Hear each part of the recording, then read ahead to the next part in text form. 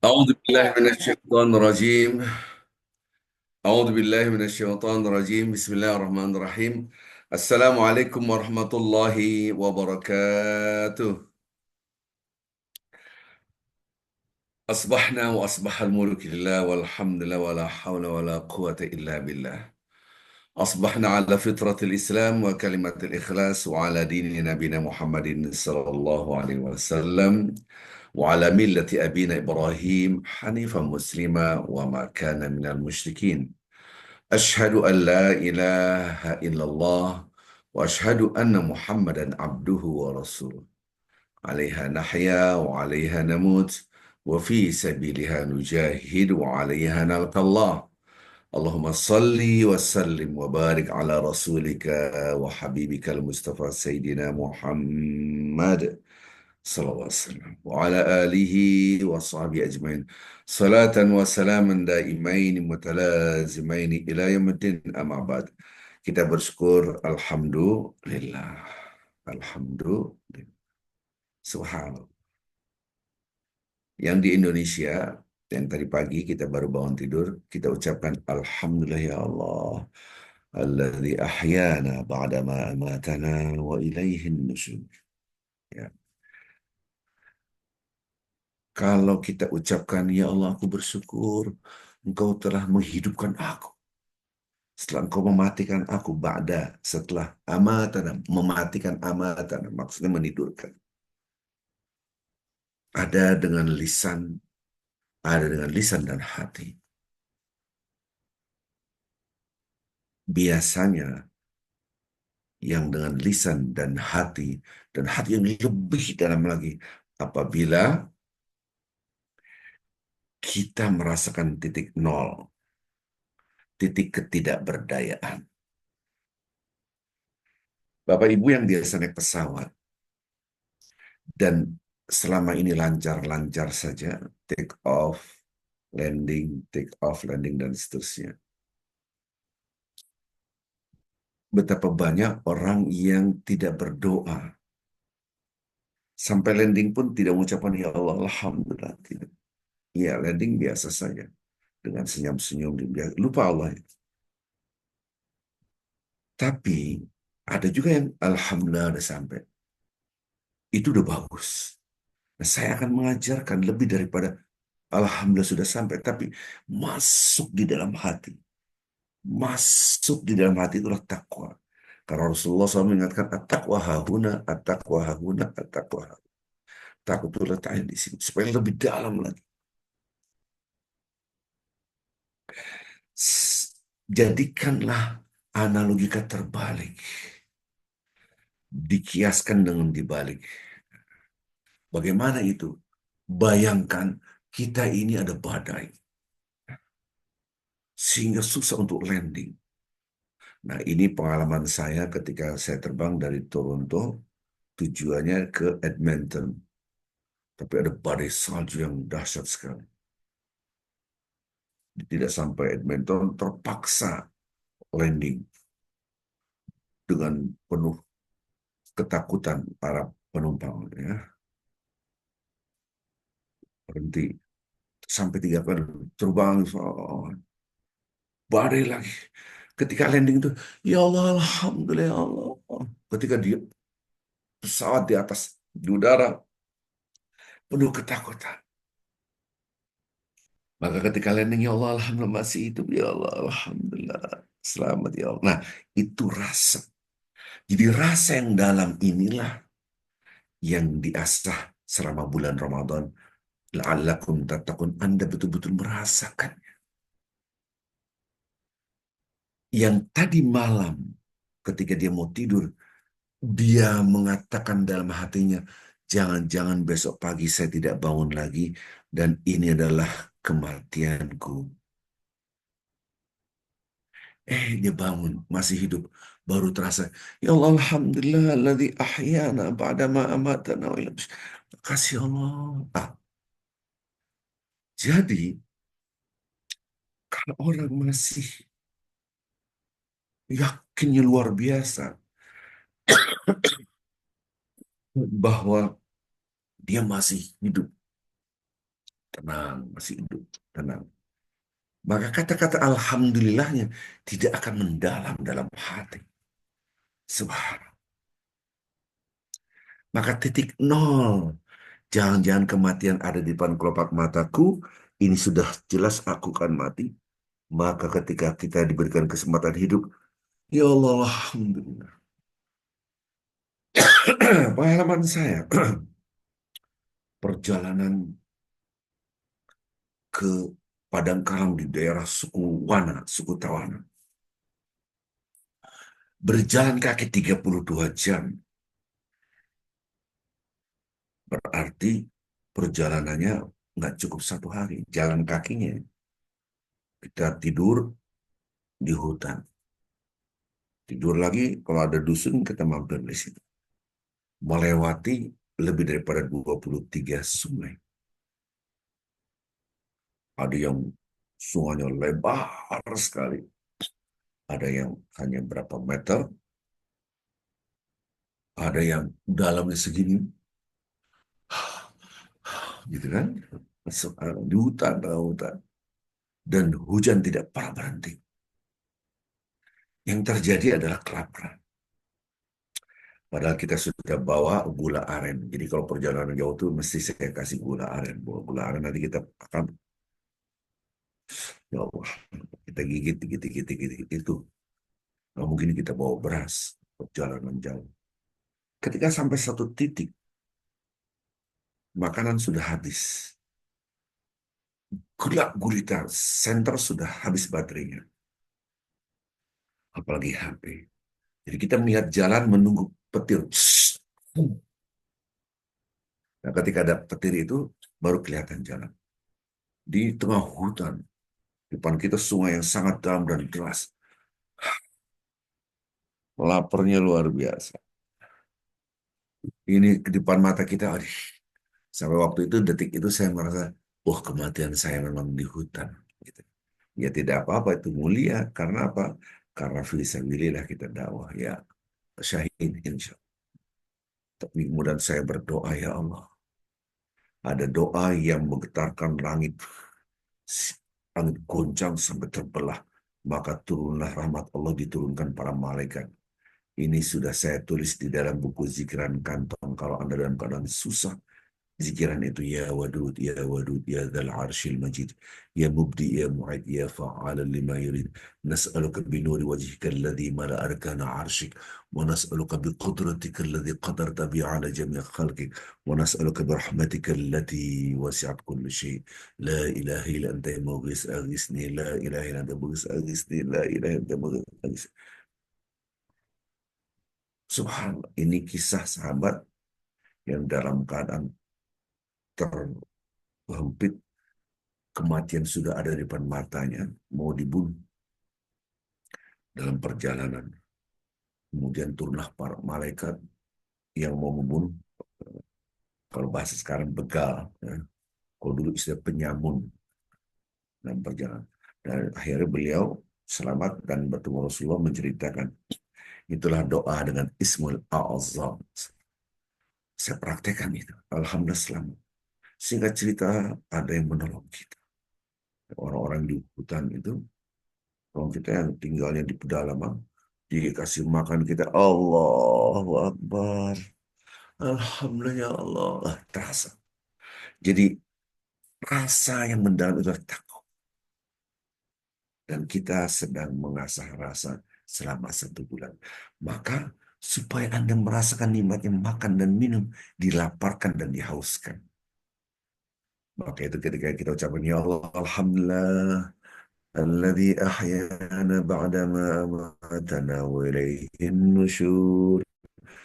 Ini bangun pagi, coba tadi malam, jangan-jangan inilah kematianku. Subhanallah.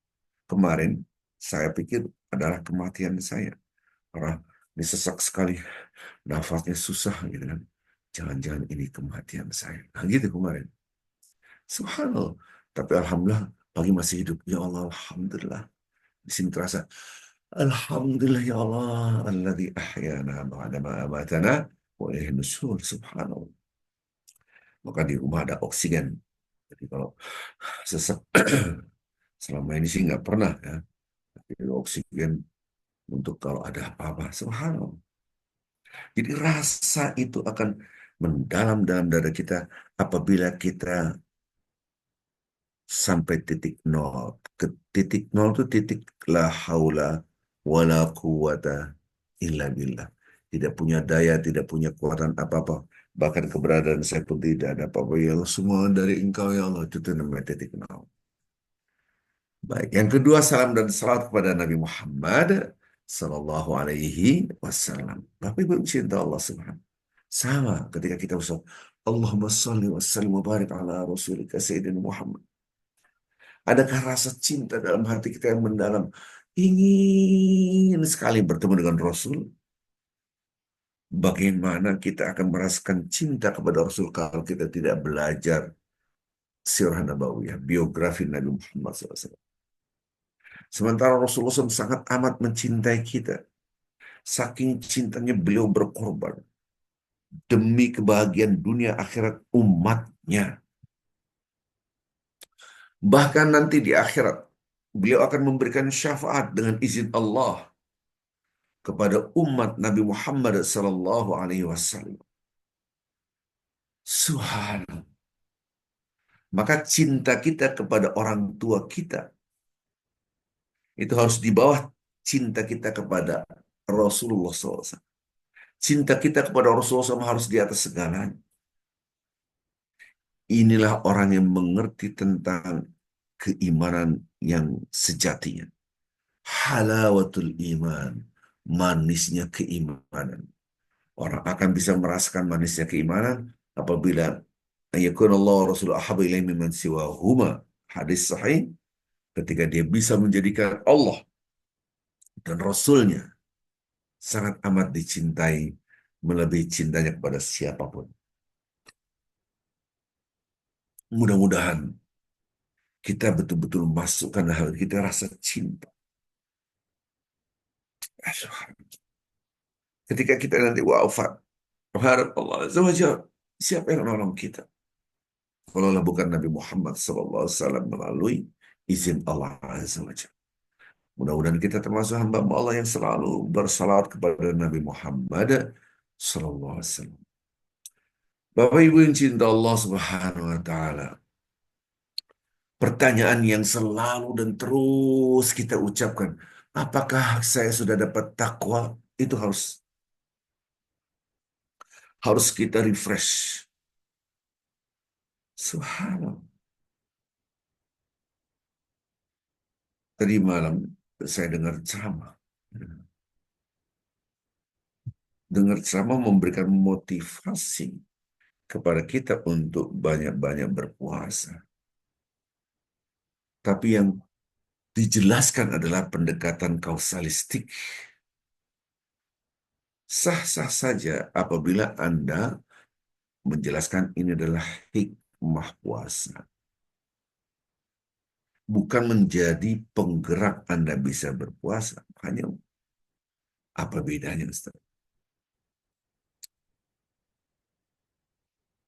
Man sama Ramadana imanan wahtisaban. Ghufira lahu ma taqaddama min dzambi. Imanan penuh dengan keimanan. Orang bertakwa adalah alladzina yu'minuna bil iman yang pertama kita harus penuh dengan keimanan. Iman di sini betul-betul totalitas tunduk pasrah kepada Allah, tunduk pasrah kepada Allah, tunduk pasrah kepada Allah. Karena Allah, lillahi ta'ala, karena Allah. Jangan sampai kita beribadah kepada Allah Azza wa Jalla lebih dengan pendekatan kausalistik. Mohon maaf, saya puasa supaya lebih cantik. Saya puasa supaya kelihatan lebih kurus. Saya puasa supaya lebih sehat. Subhanallah. Sah-sah saja. Akan tetapi itu bukan tujuan kita. Saya berpuasa murni karena Allah Azza wa Jalla. Saya berpuasa karena Allah Subhanahu wa taala menyuruh saya berpuasa. Hikmahnya itulah lagi. Berpuasalah Anda murni karena Allah Azza wa Jalla, karena perintah. Nanti kita akan dalami. Ya. Jadi jangan sampai kita sudah capek-capek 1 hari, 2 hari, 3 hari, 10 hari, dan seterusnya. Niat puasanya supaya Anda dapat lebih kurus, lebih cantik, lebih sehat. Yang disebut dengan kausalistik sebab akibat. Harusnya saya memang murni karena Allah Azza wa Jalla. Ya, jangan sampai kita taat kepada Allah karena materi murni. Tapi karena yang gaib. Kenapa? Karena Allah, mudah-mudahan saya dapat surga, boleh, boleh, karena itu adalah gaib. Ya, jadi kalau Anda alif lam mim dzalikal kitabu la raiba fihi hudal lil muttaqin. Siapa orang bertakwa? Alladzina yu'minuna bil ghaib. Titik. Lihat catatan kakinya, tafsirnya. Pasti disebut dengan Allah. Ada yang lagi gaib itu malaikat. Yang jelas gaib adalah akhirat dan seterusnya. Nah, disinilah kita mendalamkan kecintaan kita kepada Allah. Oke, maka jangan sampai salah ketika kita sama-sama ibadah secara seremonial formalistiknya, niat dari kulitnya sama-sama ibadah, dalamnya beda-beda, isinya beda-beda. Kenapa kamu puasa? Supaya lebih kurus. Subhanallah. Kenapa kamu tidak makan babi? Karena di dalam babi ada penyakit H1N1, ada penyakit bla bla bla bla, ada cacing pitanya, ada dan seterusnya. Kenapa tidak makan babi? Ih, jijik. Oke. Si A ditanya, kenapa kamu puasa? Karena kutiba alaikumusiyam memang diperintahkan oleh Allah. Kenapa kamu tidak makan babi? Karena diharamkan oleh Allah. Sekilas, seakan-akan yang pertama ilmiah sekali jawabannya. Woi, kita ini puasa, dikuras perut kita, semua dikuras, darah kita jadi lebih baik, bla bla bla bla. Seakan-akan itu lebih ilmiah. Kenapa tidak makan babi? Karena babi bla bla bla bla. Seakan-akan, seakan-akan itu lebih ilmiah. Allah Azza wa Jalla menyebut nama kita adalah namanya Muslim dan memberikan istilah agama kita Islam. Islam adalah tunduk pasrah, berserah diri. Muslim adalah orang yang tunduk pasrah, berserah diri kepada Allah, bukan kepada hukum kausalitas. Karena ketika orang itu taat kepada Allah, murni karena Allah, itulah yang Allah inginkan. Allah ingin sekali. Allah ingin sekali hambanya itu murni karena Allah, mukhlisina lahuddin, murni karena Allah. Di balik itu ada hikmah-hikmahnya ya lain soal, tapi bukan itu. Kausalistik itu maksudnya begini. Ini sesuatu ini jatuh ke bawah, jatuh ke bawah. Hukum jatuh, hukum jatuh, ini jatuh ke bawah. Hukum jatuh itu karena ada gravitasi bumi, kausalitas namanya. Tidak ada gravitasi bumi, maka tidak jatuh. Seandainya sesuatu ini kita di bulan gitu, nggak jatuh-jatuh orang, nggak ada gravitasi, nggak ada daya tarik. Itulah hukum kausalitas. Hukum babi haram.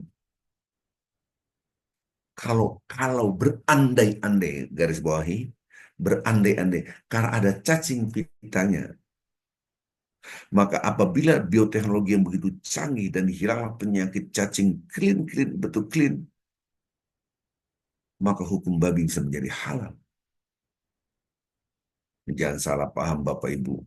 Please jangan salah paham. Ini direkam nanti dipotong-potong lagi. Ada ustadz ngomong katanya babinya halal. Aduh, salah lagi. Subhanallah. Si A dan si B, dia mau menikah. Si X dan si Z mau menikah. A, B tidak berzina, X dan Z tidak berzina. Secara seremonial formalistik, mereka dua-duanya taat. Dua pasangan ini taat. Ini tidak berzina, ini tidak berzina. Akan tetapi ketika kita tanya, X dan Z kenapa Anda tidak berhubungan intim? Toh Anda akan menikah juga.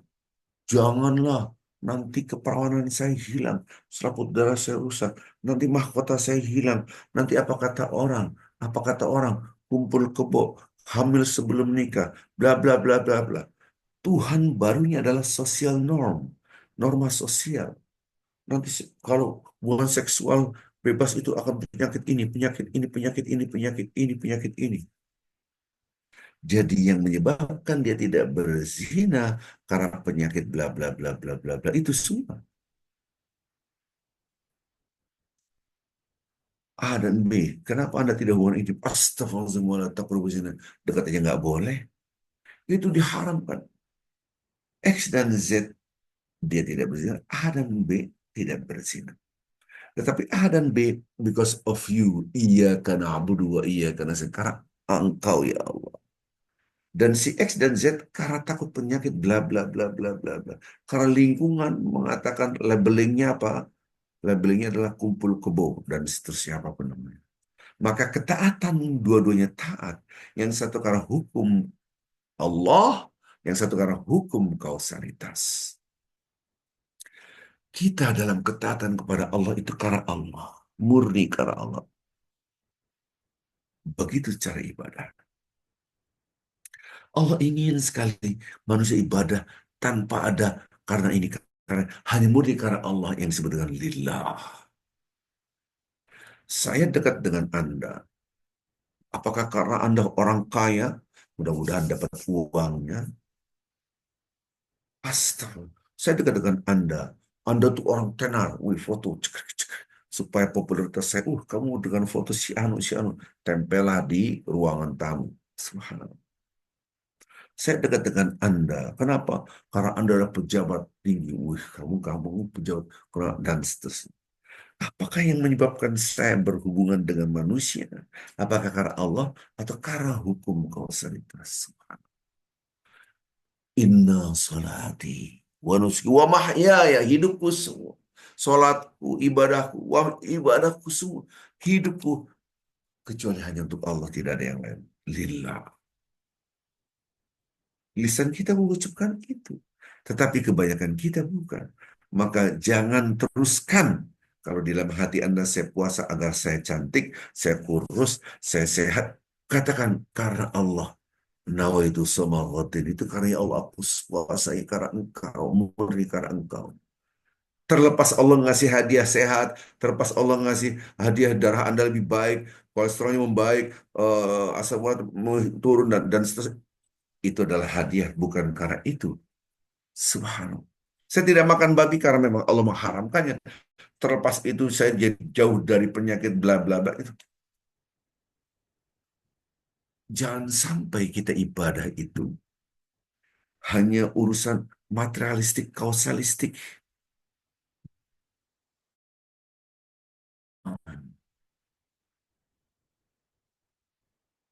Maka selalu saya ingatkan Bapak Ibu yang cinta Allah Subhanahu. Ini saya ngomong tadi pelan-pelan supaya kita mengerti kalau kita berinteraksi dengan orang karena harta, apalagi saya menikah dengan dia karena dia kan kaya. Lihat hadis ini. Maka Anda akan dimiskinkan. Gerakan kita semua, wa mahyaya, hidup adalah karena Allah. Saya baik kepada Anda, memang ini perintah Allah bersilaturahim. Karena saya tetap harus berbuat kebaikan. Sekarang kita lihat, Bapak Ibu yang cinta Allah SWT, mengukur sudah sekian hari kita berpuasa. Apakah puasa kita karena imanan, karena Allah? Maka kita lihat outcomes-nya, tujuan akhir puasa, la'allakum tattaqun. La'allakum tattaqun. Takwa artinya menjaga. Takwa artinya memelihara. Takwa artinya melindungi dan seterusnya. Ini saya ulang lagi pelajaran yang dulu. Rasulullah meletakkan tangannya di dalam di dada beliau. Ini takwa itu letaknya di sini. Takwa itu letaknya di sini. Takwa sampai 3 kali. Berarti affection, rasa. Rasa itu hanya dua, cinta dan takut. Satu kesatuan yang tidak bisa dipisahkan. Ketika kita cinta, di waktu yang bersamaan ada rasa takut. Mengulang. Pilar takwa ada dua. Perilaku orang akan terjaga apabila merasa dilihat, diawasi. Maka perilaku yang terjaga. Pikiran dan hatinya terjaga karena saya merasa bersama Allah. Bersatu. Saya merasa bersama Allah. Allah melihat saya. Jangankan perilaku saya, tutur kata saya, pikiran dan hati saya pun Allah tahu. Maka la'allakum tattaqun, rasa kebersamaan dengan Allah. Ya Allah, aku selalu bersama dengan Engkau. Ketika kita, nauzubillah, semua nauzubillah, ada orang yang berdusta, bohong, omongan sembarangan, hoax, ya, tutur kata yang bohong, perilakunya dusta. Maka Allah nggak ngasih apa-apa kepada orang itu. Man lam yada' qala zur wal amal bihi falaysa lillah haja an yarda ta'ama wa syarabahu.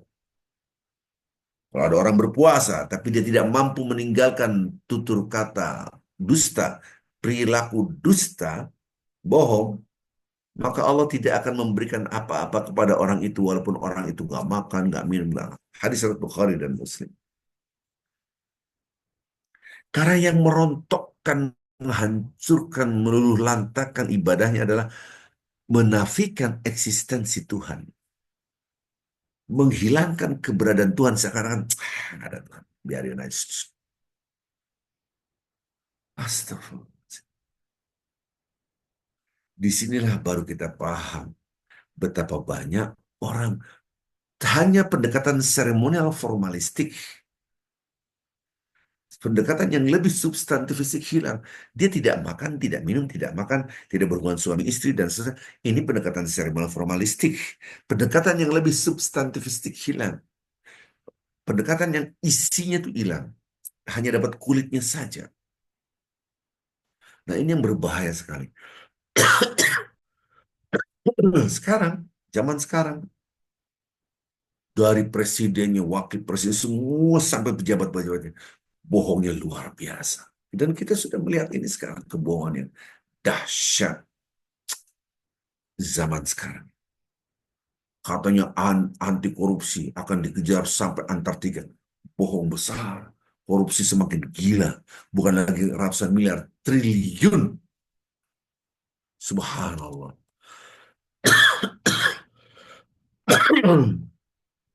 Saya kadang-kadang lihat, ya Allah, karena kita bukan orang politik, yang bukan orang partai, saya tidak masuk partai. Saya melihat kondisi negara ini menyedihkan, gitu kan. Subhanallah.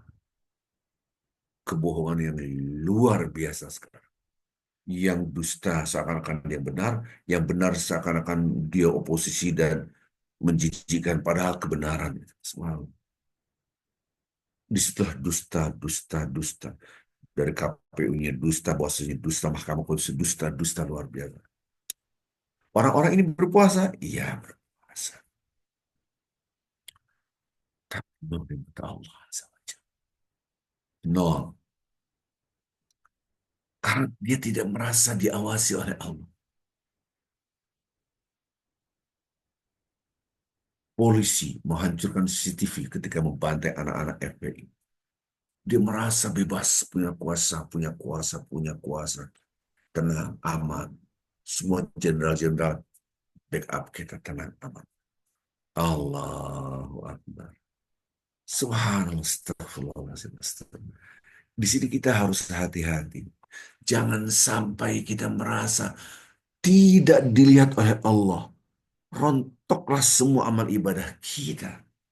Karena yang Anda lihat adalah bukan Anda maksiatnya, tapi keberadaan Tuhannya Anda gugurkan. Ini yang berbahaya. Bapak Ibu yang cinta Allah Subhanahu. Maka orang yang bertakwa rasa selalu bersama Allah. Pikiran dan hatinya selalu dijaga karena apa yang terbesit dalam hati pikiran kita. Allah maha mengetahui. Wattaqullaha innallaha alimun bidzatis sudur. Bertakwa pada Allah. Allah tahu isi hati kita yang terdalam. Bapak Ibu yang cinta Allah Subhanahu wa taala. Ini pernah saya terangkan. Jadi rasa selalu bersama Allah. Baru kita paham kenapa hai orang-orang beriman bertakwa dengan sebenar-benar takwa. Artinya rasakan betul-betul Anda bersama Allah. Karena ini rasa, dia fluktuatif, naik turun, naik turun. Maka, ayo benar-benar takwa, ayo benar-benar takwa. Kita takbir ihram, Allahu Akbar. Aduh, tadi sahur cuma gitu doang ya. Besok-besok sebelum sahur. Dia mikirin tadi sahur. Mikirin makanan. Astagfirullahaladzim. Bagaimana orang yang beriman dia sholat tapi tidak bertakwa, baru kita ngerti kenapa takwa dan iman selalu dipisah. Hai orang beriman, diwajibkan kalian berpuasa sebagaimana umat sebelum kalian, la'allakum tattaqun. Ya alladzina amanu kutiba alaikumusiyam kama kutiba alal ladzina min qablikum la'allakum tattaqun. Orang beriman di awal akhirnya bertakwa. Oh, orang yang beriman pada Allah dia bukan kafir, belum tentu merasa bersama Allah.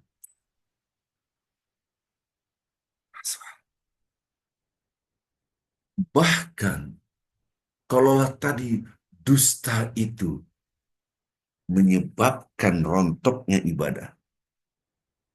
Rasulullah SAW bersabda, iya kumadzan. Ini berat, berat, berat. Ini berat, hadis ini berat. Jauhilah prasangka. Fa inna dzanna adzabul hadis. Sesungguhnya prasangka itu adalah perkataan yang paling dusta. Kita berpuasa murni karena Allah, ya Allah, karena ini perintah Engkau. La'allakum tattaqun. Poin pertama adalah rasa selalu bersama Allah. Pikiran kita Allah mengetahui. Hati kita Allah mengetahui. Bertakwa pada Allah semuanya Allah tahu hati dan pikiran kita. Walaqad khalaqnal insana wa na'lamu ma tuwaswisu bi nafsihi wa nahnu aqrabu ilayhi min hablil warid. Kami telah menciptakan manusia. Apapun yang terbesit dalam hati pikiran manusia yang terdalam kami mengetahui. Ya, kami lebih dekat dari urat yang ada di leher sini. Subhan. Yang ada di sini. Kenapa ada urat? Karena di sini ada pita suara. Seandainya ada chips, masukkan sini, semua merekam apa yang kita omongin berandai-andai, berandai-andai.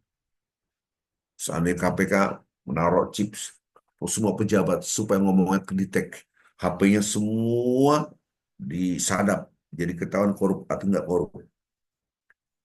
Pertanyaannya, kalau yang terbesit dalam hati pikiran, apakah ada sebuah teknologi chips apa masukkan pikiran hati, dia bisa mengetahui isi hati dan pikiran kita? Tidak ada. Maka itu, dan kami telah menciptakan manusia. Apapun yang terbesit dalam hati pikiran manusia, kami mengetahuinya. Kami lebih dekat dari ini. Yang urat yang ada di sini. Subhanallah. Allah. Maka ketika orang prasangka buruk, si Anu jangan-jangan, si Anu.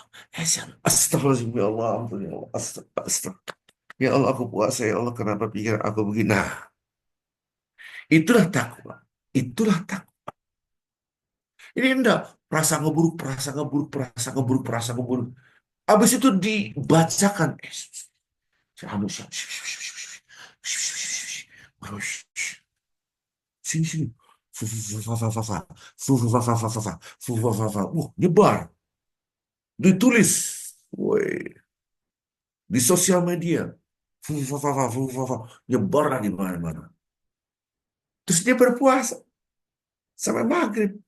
Nol di mata Allah. Allah. Karena puasa ada masa orang-orang puasa saya enggak. Kan gitu. Social norm. Berarti norma-norma sosial yang menyebabkan Anda puasa. Coba orang-orang nggak puasa, ya Anda nggak puasa kali. Allah. Jadi ini hati-hati kita. Rasa bersama Allah itu ada dua, cinta dan takut. Jadi ketika kita rasa bersama Allah, cinta pada Allah betul-betul cinta. Kita kalau cinta, itu maunya nempel terus. Kita maunya sholat lagi, sholat duha, tambah lagi, tambah lagi, tambah lagi. Itulah sholat tarawih.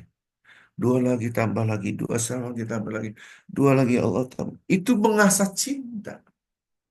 Repotnya kita hanya pendekatan secara moral formalistik, yang penting sholat selesai.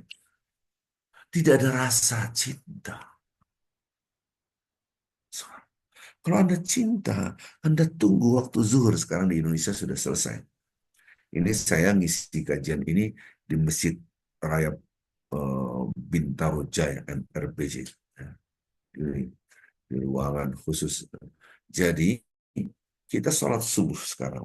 Kita menunggu waktu sholat zuhur. Ya Allah, kapan sholat zuhur ya Allah? Cinta.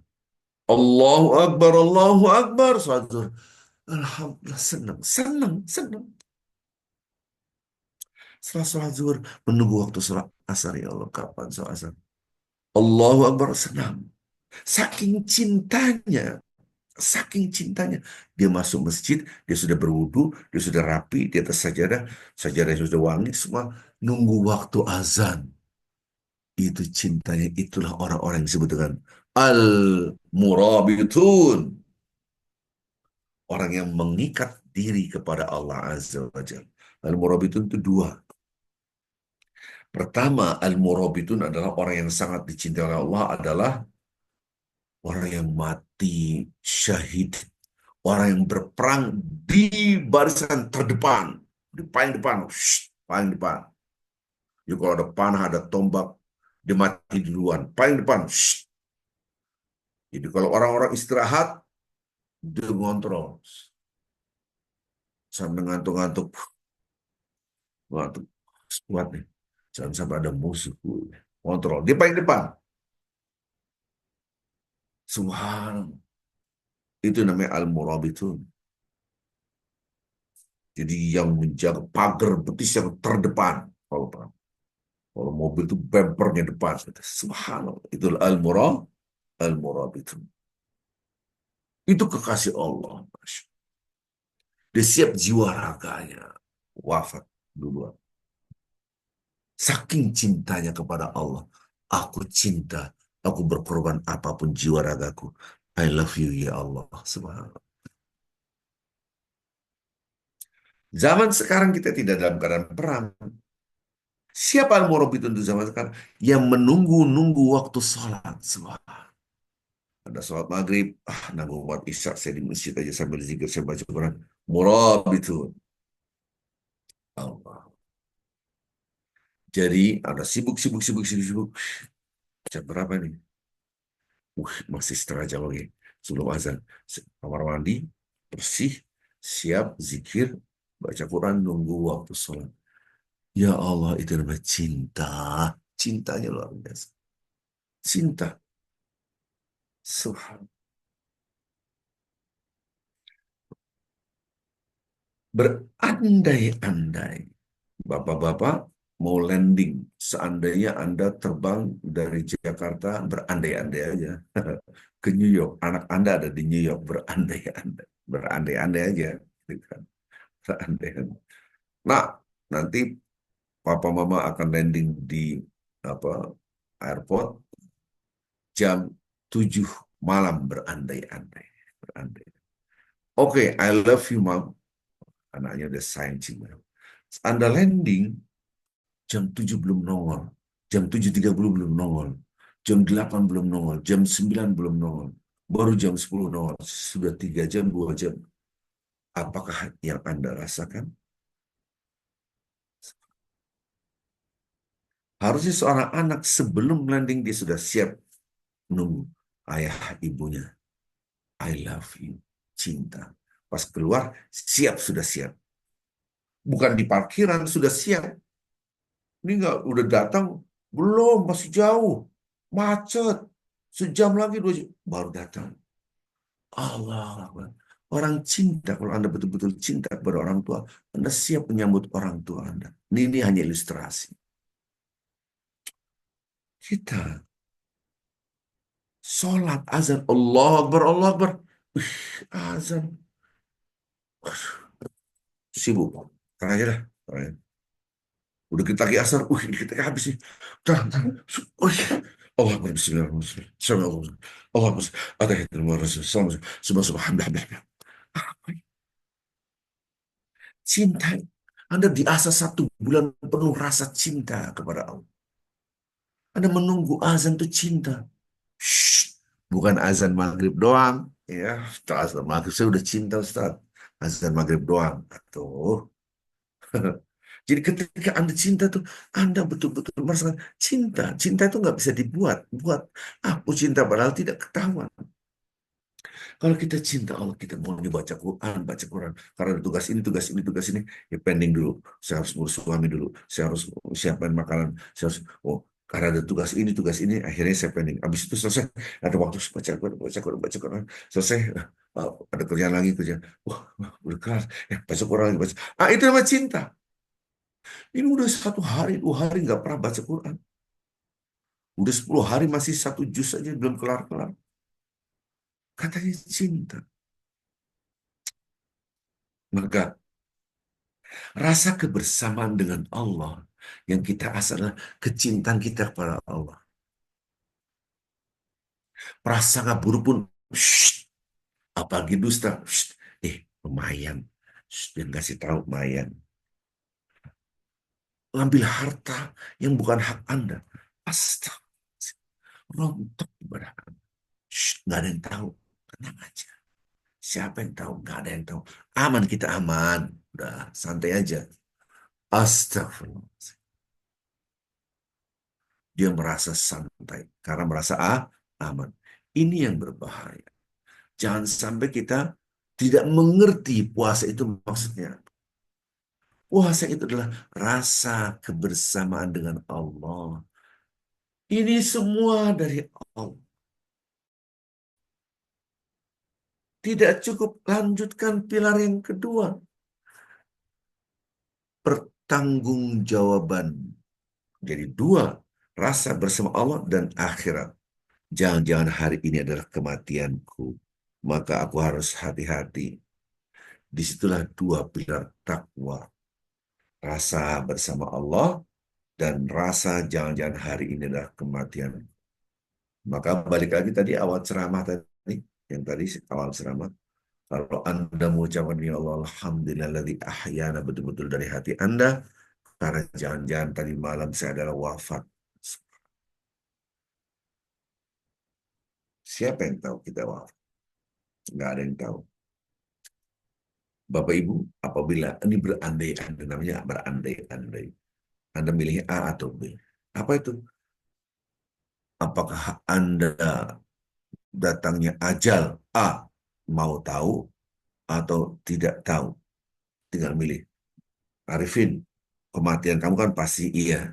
Kalau boleh milih, kamu mau tahu kapan atau tidak tahu? Kalau saya jawabannya saya mau tahu kapan. Walaupun itu mustahil karena itu adalah ketentuan Allah. Tidak ada yang tahu kapan wafat. Kenapa mau tahu? Ya, persiapan. Subhanallah. Sekarang saya kasih tahu Bapak Ibu. Jangan-jangan sore ini adalah kematian kita. Maka tiba-tiba sampai sore kita masih hidup. Amsayna wa amsal mulku lillah. Alhamdulillah ya Allah. Jangan-jangan malam ini adalah terakhir. Besok pagi Anda wafat. Sampai pagi. Alhamdulillah di ahyana ba'da ma matana wa nusur. Asbahna wa asbahal mulku lillah. Terasa, terasa. Makasih ya Allah, makasih. Aku masih hidup. Nah, begitu. Maka rasa akan datangnya kematian pilar kedua. Jadi ada 2, rasa selalu bersama Allah dan semua nikmat yang kita rasakan dari Allah akan ada pertanggungjawabannya itu akhirat. Maka 2 inilah takwa. Kalau betul-betul Anda mengetahui, Anda rasakan bahwa Anda bersama Allah, Anda selalu memuji Allah, berzikir, baik dalam keadaan berdiri, duduk, berbaring. Dan ini menyebabkan Anda mendekatkan pada surga. Anda perbaiki sholat Anda 2 rakaat salam, 2 rakaat salam, 2 rakaat salam, 2 rakaat salam, 2 rakaat salam, 2 rakaat salam. Nggak ada ngapa-ngapain. Udah 2 rakaat salam terus sampai menjelang zuhur. Wih, Dahsyat. Nanti sebelum azan zuhur Anda sudah ready untuk sholat zuhur, udah rapi, cakep depan apa di masjid, sajadah sambil berzikir sebelum azan udah ready. Allah melihat inilah orang-orang yang aku cintai, yang disebut dengan al-murabitun. Itu orang bertakwa. Subhanallah.